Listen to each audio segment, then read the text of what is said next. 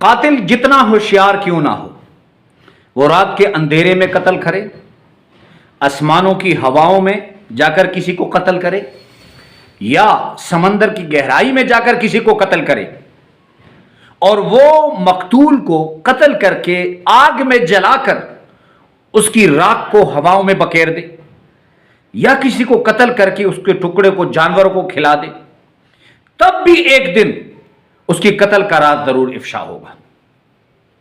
اب لاہور میں دو جگری یار، احسن شاہ اور امیر بلاج۔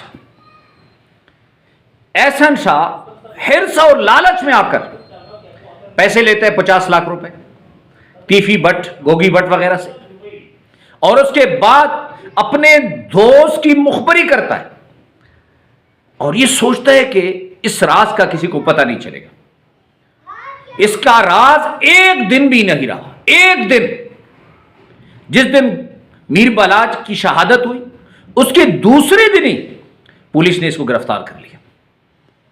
اور یہ 8 مہینے جو اس نے جیل میں گزارے، اور جو اس کی جو حوالات میں اس کی پٹائی ہوئی، جو جیل کے اندر اس کی پٹائی ہوئی، ہر کوئی اسے نفرت کے نظر سے دیکھ رہا ہے کہ تم نے دوستی کو بدنام کر دی۔ اب تو کوئی یہ ڈھیروں والے، دشمنی والے اس کے بعد اپنے دوستوں پر بھی اعتماد کرنے کے لیے تیار نہیں۔ اور یہ بات یاد رکھیں، میں نوجوانوں کو کہتا ہوں کہ کبھی شارٹ کٹ مت اپنائیں۔ آج احسن شاہ کے گھر سے وہ 50 لاکھ روپے بھی برآمد ہوئی، اس کی جوان بیوی 1 ماہ اپنی بیوی کے ساتھ رہا، 50 لاکھ روپے بھی گئے، ایک وکیل کو 10 لاکھ روپے دیے، پیسے بھی گئی، دوستی بھی گئی، اور جان سے بھی گئے۔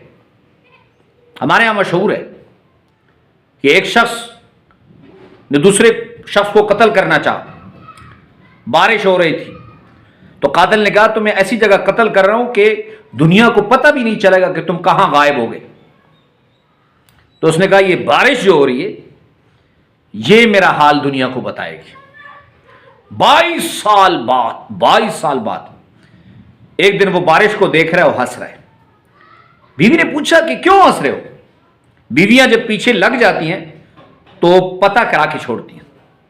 تو اس نے کہا 22 سال پہلے فلاں شخص میں نے قتل کیا تھا، اور وہ کہہ رہا تھا کہ یہ بارش دنیا کو میرا قتل بتائے گی۔